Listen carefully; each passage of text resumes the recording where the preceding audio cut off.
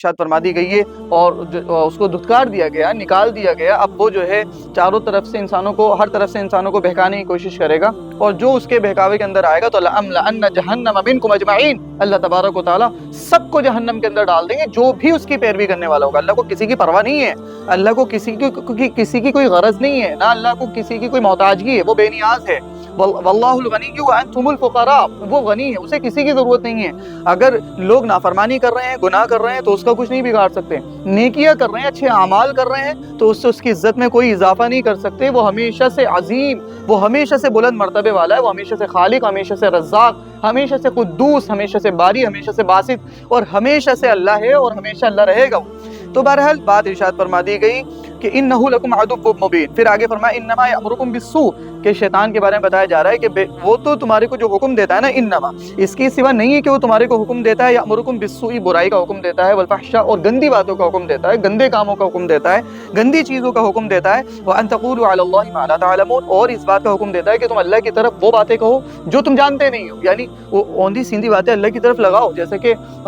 کہ مکہ کے کافر کہا کرتے تھے جب ان سے کہا جاتا تھا، جب وہ کوئی کام وَإِذَا فَعَلُوا فَاحِشَةً قَالُوا وَجَدْنَا عَلَيْهَا آبَاءَنَا وَاللَّهُ أَمَرَنَا بِهَا، جب ان سے کہا جاتا تھا کسی برے کام کے بارے میں، اگرچہ یہ آیت کا پس منظر ہے کہ وہ ننگے طواف کرتے تھے کعبے کا جہالت کے دور کے اندر، مکہ کے جو کافر تھے، تو جب ان سے کہا جاتا وَإِذَا فَعَلُوا، تو وہ کیا کہتے تھے، وَإِذَا فَعَلُوا فَاحِشَةً، جب کوئی وہ گندا کام کرتے تھے، قالوا، تو کہتے تھے وَجَدْنَا عَلَيْهَا آبَاءَنَا، ہم نے اس پر اپنے باپ داداؤں کو پایا، ہمارے باپ دادا ایسا کرتے آئے ہیں تو ہم بھی ایسا کر رہے ہیں، وَاللَّهُ أَمَرَنَا بِهَا، یہ سیکنڈ آنسر ہوتا تھا ان کا، اور اللہ نے بھی ہمارے کو اس کا حکم دیا۔ تو اللہ نے فرمایا قل، اے پیغمبر صلی اللہ علیہ وسلم آپ فرما دیجئے، ان اللہ لا یأمر بالفحشاء، کہ اللہ تعالیٰ بے حیائی کا، فحش باتوں کا، گندے کاموں کا حکم نہیں دیا کرتے، بلکہ سورہ بقرہ میں ارشاد فرمایا انما یأمرکم بالسوء والفحشاء، کہ جو شیطان ہے نا وہ حکم دیتا ہے تمہارے کو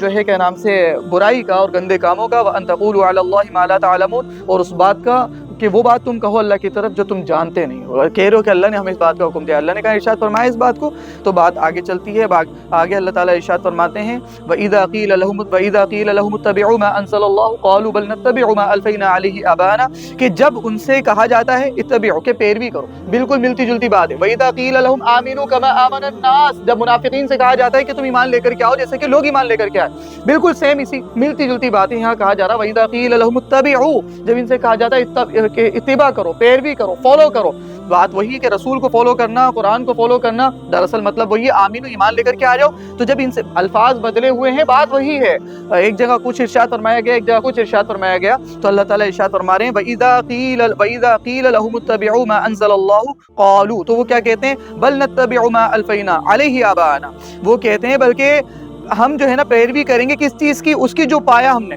یعنی جس پر ہم نے اپنے آباء و اجداد کو پایا ہے نا اس کی ہم پیروی کریں گے، اسی نقش قدم پر چلیں گے۔ اولو کان آباؤہم لا یعقلون شیئا ولا یہتدون، اب یہاں پر فرمایا کیا اگرچہ ہوں ان کے باپ دادا نہ سمجھتے ہوں، یعنی ان کے باپ دادا کچھ بھی نہیں سمجھتے ہوں، شیئا ولا یہتدون، اور نہ وہ ہدایت یافتہ ہوں، سیدھے راستے والے ہوں، نہ وہ سیدھے راستے والے ہوں۔ پھر اللہ نے فرمایا وَمَثَلُ الَّذِينَ كَفَرُوا كَمَثَلِ الَّذِي يَنْعِقُ بِمَا لَا يَسْمَعُ إِلَّا دُعَاءً وَنِدَاءً،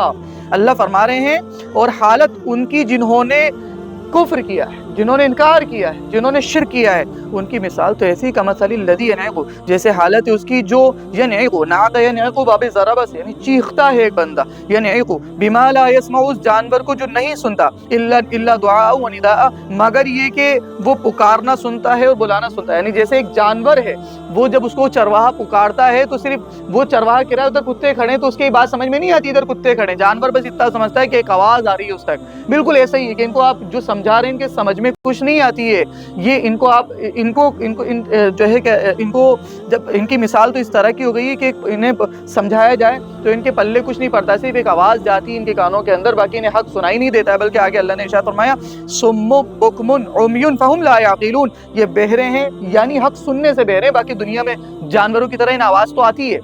جس طرح جانور کو آتی ہے، بلکہ ایک جگہ قرآن کریم نے تو یہ بات ارشاد فرمائی کہ لہم قلوب لا یفقہون بہا، ان کے پاس دل ہے لیکن اسے وہ سمجھتے نہیں ہیں۔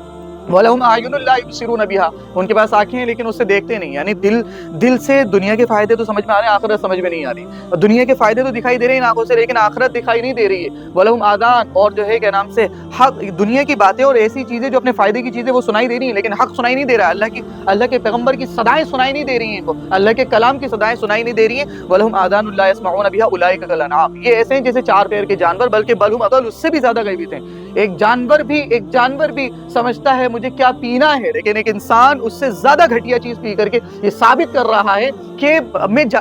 قرآن نے تو پہلے ہی بتایا تھا بل ہم اضل، بلکہ اس سے بھی زیادہ غیبی ہیں۔ تو بہرحال ایک جانور کو ہی پتا ہوتا ہے، ایک جانور کے بچے کو ہی پتا ہے کہ مجھے کیا پینا ہے، مجھے دودھ پینا ہے یا کچھ اور پینا ہے، لیکن ایک انسان ثابت کر رہا ہے کہ میں اس جانور سے ہی بدتر ہوں جس چیز کو پیا نہیں جاتا، جس کے چھینٹوں کو دھویا جاتا ہے، میں اس کو پی کر کے بتا رہا ہوں بل ہم اضل۔ اللہ نے تو پہلے ہی بتایا تھا کہ جو لوگ اللہ سے دور ہو جائیں، جو لوگ رسول کا انکار کریں، پھر ان کی عقلیں کام کی نہیں رہتی ہیں، وَنَطْبَعُ عَلَىٰ قُلُوبِهِمْ، ہم ان کے دلوں پہ مہر لگا دیتے ہیں۔